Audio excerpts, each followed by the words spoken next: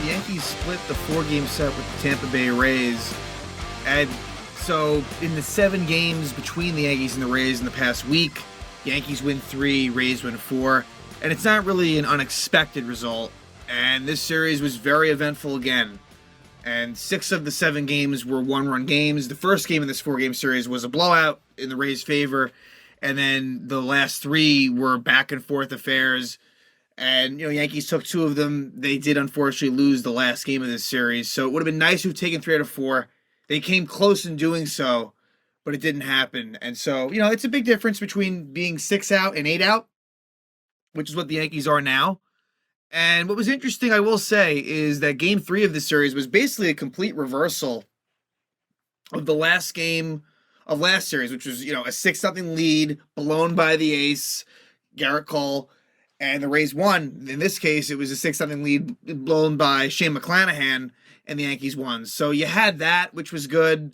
And, the offense was, largely really good in this series. Game 1, not very good. But, so the home runs have been there. And even beyond that, big hits as well. Contributions, throughout the lineup. So that's a good thing. I think, taking the temperature of the team, I would say things are more good than bad.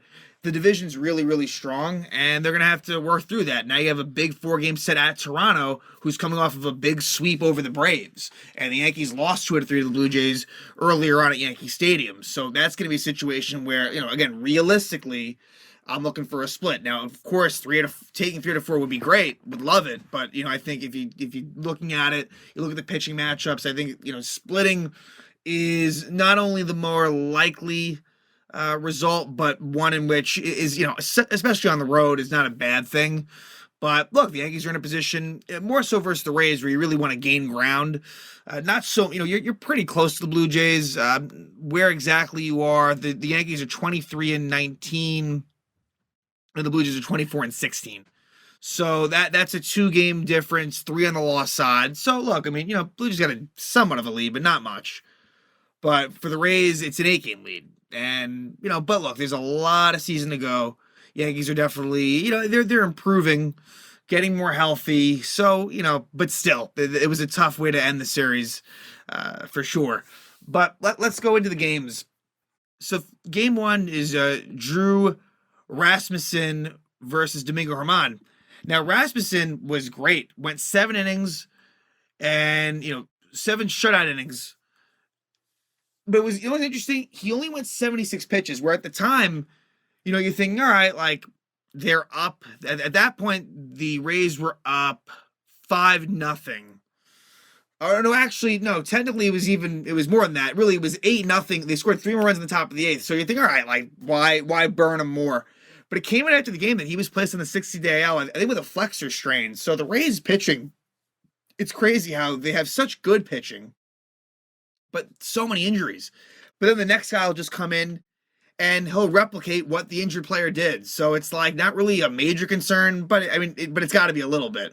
So, but before he got hurt, he pitched really well versus the Yankees, and he has really been a Yankee killer. He's done well the last couple of years versus the Yanks, and the Yankees really couldn't touch him in this one. And Domingo Germán really continues to be a bright spot, and in this game as well, really unlucky result where he didn't really get the run support. And now that it was Thursday, I've kind of we'll break it down play by play, but Germán only gives up 1 earned run. Right, it was the Rizzo era.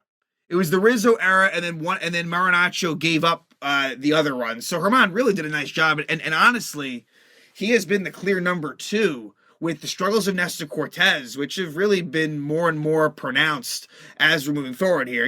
I'm definitely, somewhat concerned about Cortes, and I'm not sure what the solution is. The Yankees are so beat up, and the rotation really is the biggest concern right now, among others. But the rotation, it's a problem. It's a major problem. But Germán has been a bright spot. Really has come up big. Had some early problems in the season, but has really totally settled down, and his numbers are really impressive. So, hey, give him credit, and I think that as long as he's healthy, he's going to stay in that rotation for a while. So that was the good part of this game, but it was mostly bad.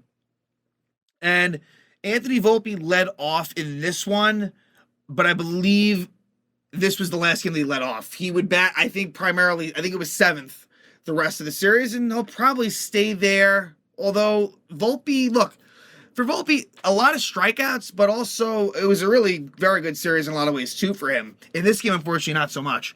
But by the way, no Aaron Hicks the entire series. He was active. He was not placed on the IL after he got hurt in the Oakland series, but didn't see any action. But I assume we'll see him at some point in the Blue Jays series. But yeah, the lineup definitely did fluctuate a bit after this first game. But Herman and Rasmussen, going sort of 0 for 0 for a while, and eventually the Rays are the ones that get on the board in the fifth. And it was a Rizzo era that got it going. And look, Rizzo had a really good series. Really was great. But this was tough, and he knew it too. It was a fielding error, a 1 out, Josh Lowe, ground ball. And then with 2 out, Yandy Diaz RBI double. So Yandy Diaz, who's had an unbelievable season. Yandy Diaz did get hurt in the last game today.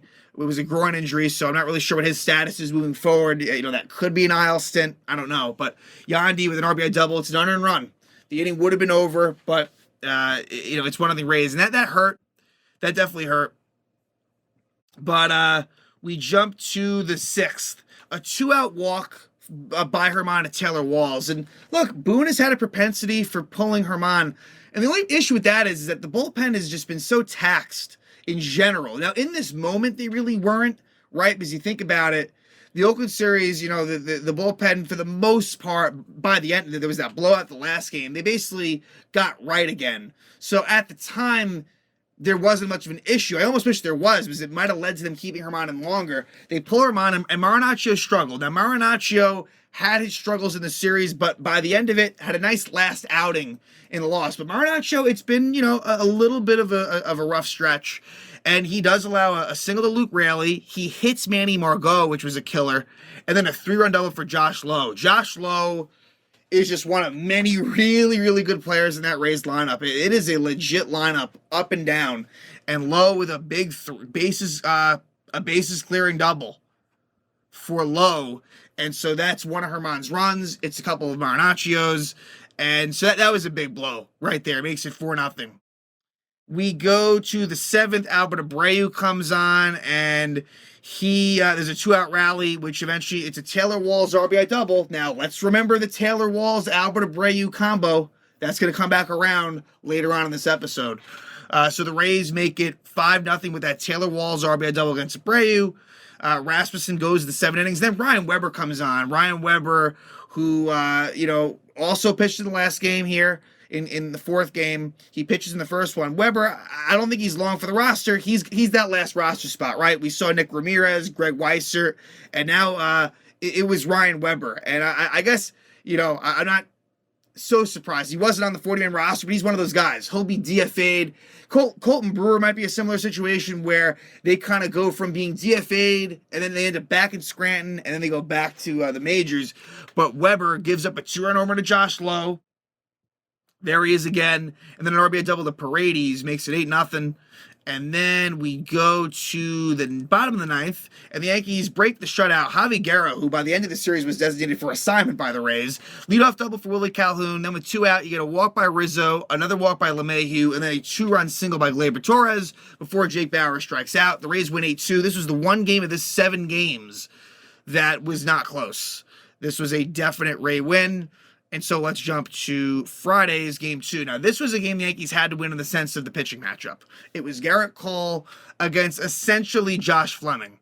It was a rematch of that Sunday game. Now, Fleming was a lot better in this one. Way, way better. And Cole, it was a bit of a struggle, but he kind of grinded through 5 innings, 2 runs. So Cole, I didn't think he really had it at all, but hey, he kept him in it. You wish he could have maybe gone one. Look, 5 innings is certainly not really totally acceptable, but look, it could have been a lot worse. So it was Rizzo bobblehead night, Rizzo Mandalorian bobblehead night, and he was the star of this game. And there were a lot of home runs in this one. So leading off was Gleyber Torres in this, as Volpe moves down the lineup. I don't understand why Isaiah Kiner-Falefa would bat 6th. which happened in games 2 and 3 in Volpe's 7th. That just seems weird to me, but I digress. And then in game 1, Arozarena homers. So Randy Arozarena is just an absolute stud. Really just, and Yankee fans probably know it more than anyone. He had his breakout against the Yankees in the 2020 playoffs. There's been some ups and downs, but mostly ups. And he hits his 10th homer of the season, gives the Rays a 1-0 lead. In the bottom of the first, though, Anthony Rizzo, first at bat with the bobblehead night. He homers off of, I believe it was Guerra, right? No, sorry, Trevor Kelly. Trevor Kelly was the opener for the Rays. Rizzo homers, but on the top of the second, right back, Jose Siri homers again off of Cole. It's Siri's 4th homer of the season, gives the Rays a 2-1 lead. And then Josh Fleming would come in on in the 3rd inning. It would stay 2-1 for a while until the 5th when Anthony Volpe homers. Opposite field shot, and Volpe, the power is coming. It's his 5th homer of the season, and that wouldn't be his last homer of the series either. Ties it up at 2. Ian Hamilton comes on in the 6th, and, a couple of base hits, but he strikes at the side. And for Hamilton, it's been really good. I want to see more of Ian Hamilton. I'm very intrigued by what he's bringing to the table, and so that makes it 2-2. Then we go to the 7th. Michael King comes on, and Michael King, who's been really good lately, struggled in this one. He did. And so for King, the 7th inning was fine. 7th inning was all right. It's scoreless. But at the bottom of the 7th, the Yankees take the lead. Kevin Kelly, who's had his struggles versus the Yanks. Kevin Kelly, the sort of sidewinding, sort of sweeper action pitcher, gives up leadoff single to LeMahieu. Then Bader reaches on a force out. LeMahieu's out at second. Then Jake Barris pinch hits for Kiner-Falefa, singles, and then Anthony Volpe with a game at that point a game leading RBI single gives the Yankees a 3-2 lead. Then Trevino flies out and a great catch by Randy Arozarena. Unbelievable catch to keep it at 3-2. But then Oswaldo Cabrera. And Cabrera really, this was a good series for Oswaldo offensively. I thought he had some struggles on the defensive side, but Oswaldo, at least in the infield, I'm thinking more about today, but anyway, offensively, Oswaldo, a much needed good series. A big RBI single. Unfortunately, bad base running by Cabrera as he's thrown out at second. That should not have happened, and so it remains 4-2, and King is still on. You get a leadoff single by Ramirez, then a bloop hit by Paredes. I don't know how that dropped. I guess Bader was playing deep. It felt like it should have been caught. It wasn't. And then Josh Lowe, an opposite field 3-run homer to give the Rays a 5-4 lead. That was a gut punch. Absolute gut punch. Yankees take the lead, and King doesn't get it done. And he's entitled to that. But Clay Holmes comes on. And Clay Holmes, it's a runner on first, 1 out. He gives up a single to Diaz, so it's 1st and 3rd, but Holmes is able to get out of it. And Holmes, it's always a bit of a high wire act, but he strikes out Franco, and then Arozarena grounds out. So it is, the Rays are up by 1. We go to the 8th. And in the 8th, it's a 1-out walk to Judge by Kelly, and then Jason Adam comes on. Jason Adam at this point is the top guy in the Ray pen. Anthony Rizzo greets him with a 2-run homer. His 8th homer of the season, his 2nd homer of the night, makes it 6-5 Yankees. So a huge homer for Rizzo. And Wandy Peralta comes out of the 9th. And Wandy at this point is definitely up there in the pecking order. Well, Wandy, the temperament is there for the 9th inning. I've always said that. Whereas with Clay Holmes, it's super risky in the 9th. With Wandy, at the very least, that, he's got the mental capacity to handle it. And he gets a couple of strikeouts to start. There was a 2-out single by Paredes. And then Margot pinch hits for Josh Lowe and grounds out to Wandy, gives the Yankees a good 6-5 win. Would not have been good to lose this game with Cole on the mound, but they do get the win in a very eventful game. Of course, Rizzo kind of the story here. Let's jump to Game 3. This was probably the most exciting game from a Yankee perspective. As good as that Friday night game was, that was a fun one too, but this one was even better. And, McClanahan versus Cortez. And, for a while, the first 4 innings, the pitching was good in this game, just kind of as it was the night before. And what it was in the first 3 games of the series was kind of like that, where the pitching won until the offense completely took over. And I guess that says something about the bullpen, and it probably says something a little bit about the starters, too, as they kind of ran out of gas. Both pitchers in this game did. But in this one, again, Glaber batting lead off again. And who was out? No, I guess this was basically the lineup that you'd expect. Oswaldo was on the bench on this one, but versus a lefty, not overly surprising. What was interesting was that Jake Bauers started against a lefty, but he actually did okay. So Cortez versus McClanahan. McClanahan, has really been one of the best pitchers in baseball going into this one. So in the second, you get an RBI single by Taylor Walls to give the Rays one of the lead. One thing I'll say, because Arozarena got a single to start the inning. DJ LeMahieu at third base, not loving what I'm seeing. Now, he made some good plays. I feel like to his right, he's pretty good. To his left, a lot of balls going under his glove. I just feel like it's been interesting, too. People haven't noticed it, but LeMahieu has basically played no second base in situations where he could have. Whether it be when Gleyber Torres DHs or is on the bench, LeMahieu could easily go to second, and you could, go Oswaldo at third. You can go Kiner-Falefa at third. It's basically been DJ at third exclusively. And, with Donaldson out, defensively, it's a downgrade. I'm going to say that. And maybe that's not fair. LeMahieu is capable of making the good play, but the arm strength isn't quite great. The range is a little bit off. I just feel like there's been a downgrade from DJ from what we've seen in the past. Just an observation. Maybe it's something that's just kind of temporary, but, Anyway, Rays take a 1-0 lead. And then, Yankees were really, I felt like they were close against McClanahan, but couldn't really get on the board. And then in the top of the fifth, the Rays really break it open. And for Cortez, he's run out of gas. Like, where he's able to kind of make it through. And then once you get through the third time in the order, and even before that, it's been a little bit rough. And then the numbers are ugly for Cortez ERA-wise now. He's at about 5, and ERA is about 5.5. It's pretty bad. Really bad. But he walks Margot, which you just can't do with one out. And then Siri walks, and that was a pitcher violation on the full count. So awarded first base, first and second, then a single for Mejia, bases loaded, one out, a grand slam for Yandy Diaz. And I thought that was it. I thought the game was over. Right there, I'm thinking, yeah, that's probably going to do it. It's 5-0 Rays, and then a double for Franco, and then that's it. Cortez is out. You do get eventually an infield RBI single by Arozarena. Great hustle. These Rays, they hustle. They go from base to base. Like, the fundamentals are pretty much intact. It's what you should do. But, the hustle there gets a run for the Rays. It's 6-0. But Jimmy Cordero does a nice job. And in the fifth, the Yankees finally get to McClanahan. Leadoff walk Bauers, 2-run homer Higashioka, and that really got him going. Big homer for Higgy, who, he's been better at the plate lately, for sure. He's really been hitting better than Trevino, and that kind of goes back and forth, but Higgy has been better lately offensively. Then a walk to Torres, and then a 2-run homer for Judge. I believe that was Judge's first homer since he came back. And that makes it 6-4. And then Rizzo doubles, and McClanahan's out. So McClanahan goes 4+ innings. That was it. And then Ryan Thompson comes on, the righty, also side, sort of a funky delivery, similar to Kelly. And the Yankees have been good against Thompson. Unfortunately, though, here, Thompson is able to avoid further trouble. LeMahieu grounds out and gets Rizzo over to third, but Bader pops out. So for Bader, as was expected, he'd been so good. This series wasn't great for Harrison Bader, but, had his moments too. Made a great catch in the fourth game. And then Cabrera pinch hits for Kiner-Falefa and flies out. So it remains 6-4. Then Cordero, good job, goes 1, 2, 3 in the sixth. And then the bottom of the sixth, it's the Anthony Volpe show to start. Bunt single, steal second. Then there's then Bauers lines out.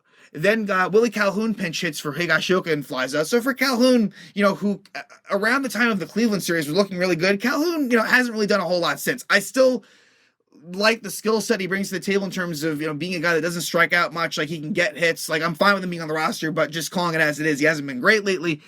But then with 2 outs, Volpe steals third, and then he scores on a wild pitch. And that's why you love the steal of third. It put pressure on Thompson. It's a wild pitch, and so that makes it 6-5. But it doesn't stop there. Gleyber walks, and then Aaron Judge, it's an absolute missile. I think it might have gone 439 feet, possibly, sort of somewhat down the left field line. Gives the Yankees a 7-6 lead. His second homer of the day, his 8th homer of the season. And then Rizzo with a bunt single. Just a great inning. This was a fun inning for the Yankees. And then LeMahieu walks, and then that's it for Thompson. Javi Guerra comes on. It doesn't get any better from there. Bader walk, bases loaded, 2 out, and Oswaldo Cabrera, a big 2-run single. So Oswaldo, who the night before had a big single, for insurance runs, Does it again here. So that cannot be overstated. Cabrera really gets it done there. And so we go to the seventh, but things got dicey. Marinaccio struggles. Leadoff single Mejia. He hits Diaz, and then it's a ground out by Franco. The runners move over to second and third. So Marinaccio doesn't get the job done. Clay Holmes comes on. And at first it starts out good. He strikes out Josh Lowe, but then Randy Arozarena with a 2-run single makes it 9-8. And here we go again. This is going to be close. And then eventually the inning does end. It got a little bit dicier, but it ends. Then in the seventh, Jalen Beeks comes on, goes 1-2-3 versus the Yanks. Holmes in the eighth gets into some trouble.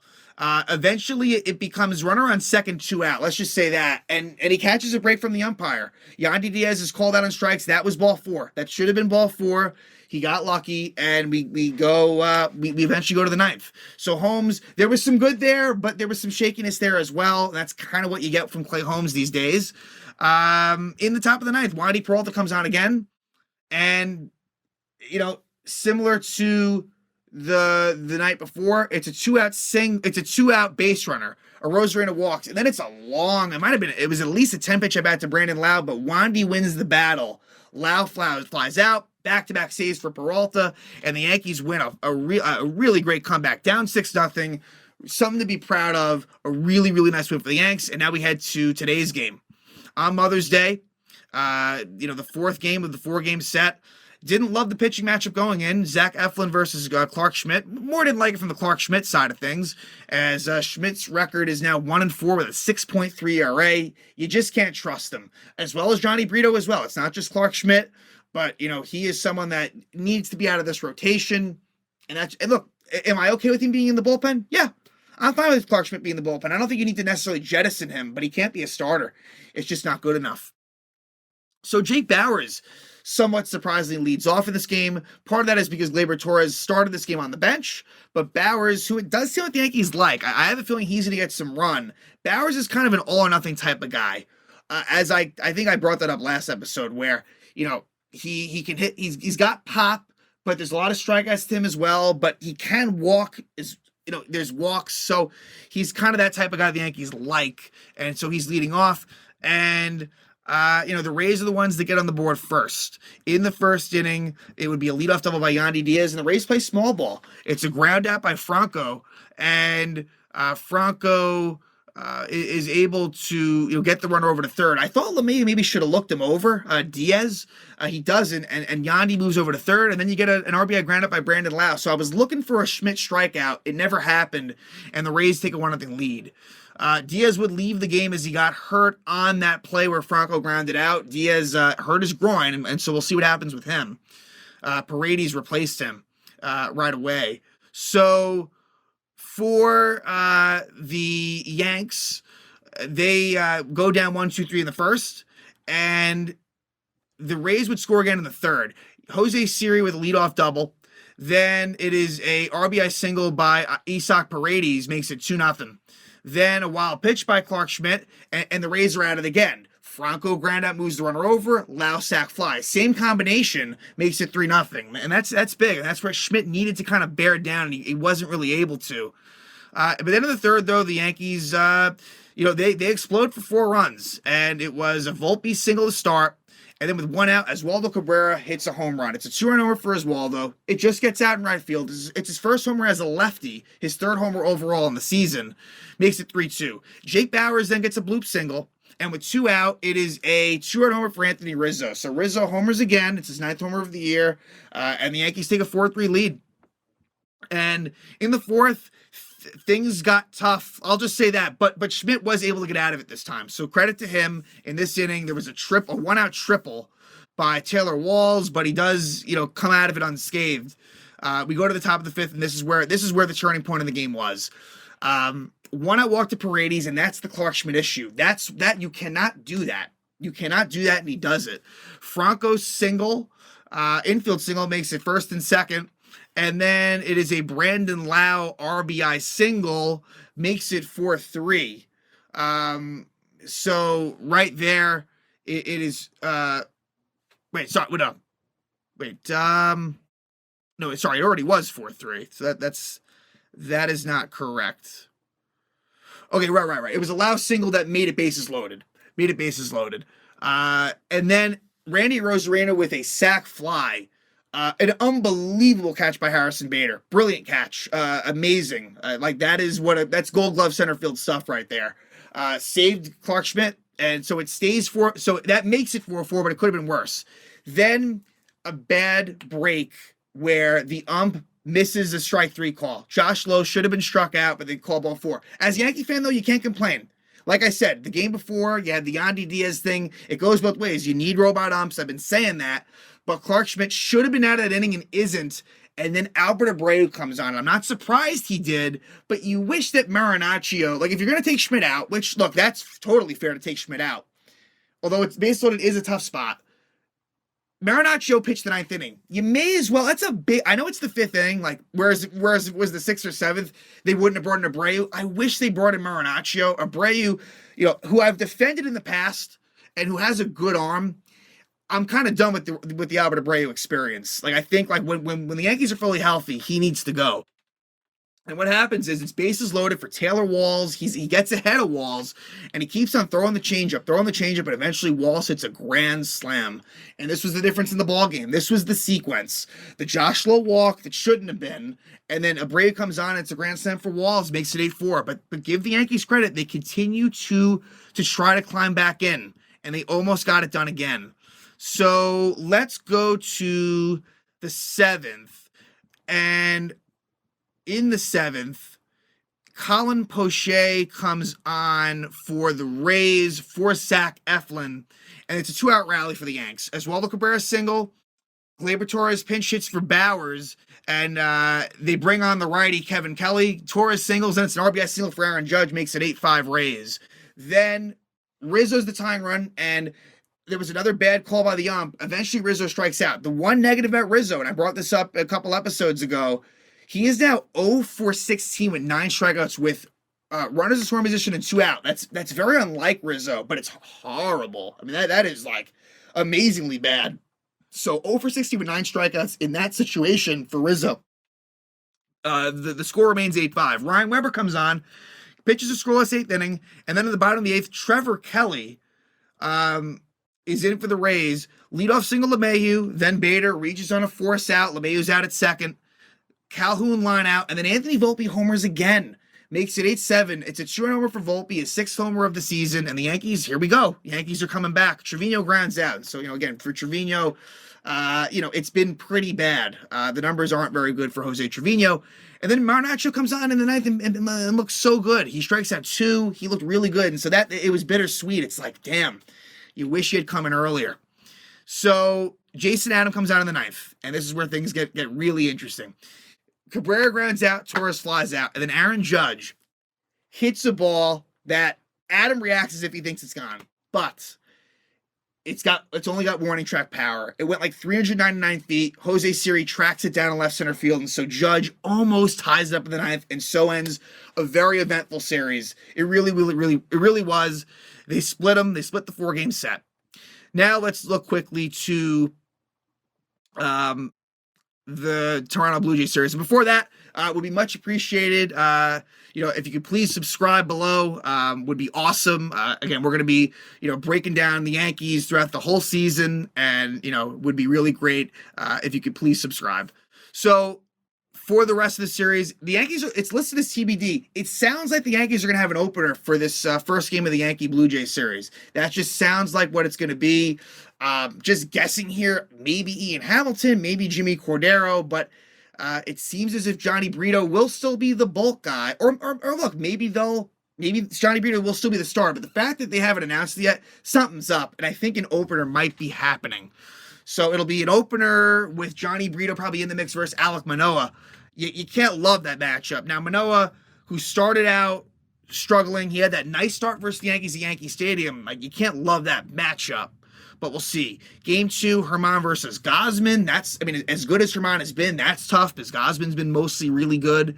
Game 3 will be Game 3 will feature Garrett Cole, no announced starter for the Blue Jays, and then the fourth one will be Nestor Cortez. So we'll see. Like, it's going to be, the Blue Jays are going to be feeling good about themselves coming off of the sweep versus the Braves. They're 24-16, the Yankees are 23-19. Again, you know, look, would you love the 3-4? Of course you would. You love the 4-game sweep, but that's just not realistic.